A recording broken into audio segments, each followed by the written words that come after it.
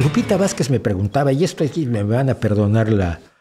el ego trip, dice, ¿dónde puedo encontrar los cuentos que publicaste en los 80s en la revista del CONACYT? Bueno, pues es que en los 80 solo publiqué un cuento en la revista del CONACYT que fue con el que gané el premio Puebla de 1984, el primer premio de ciencia ficción que disparó el movimiento de la nueva ciencia ficción mexicana.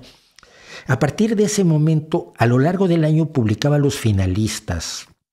El CONACYT cada año publicaba al ganador del concurso de cuentos de ciencia ficción y luego publicaba a los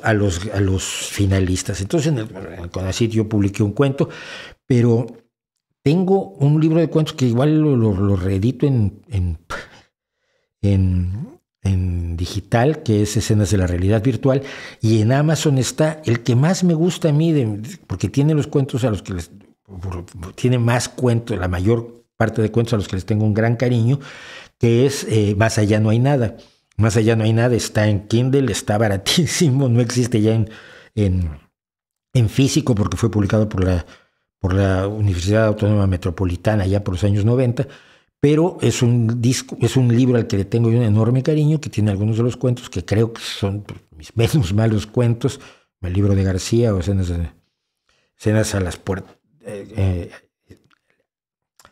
Leyenda a las puertas de una sala del Museo de Arte Moderno, se me olvidan los nombres de mis propios cuentos,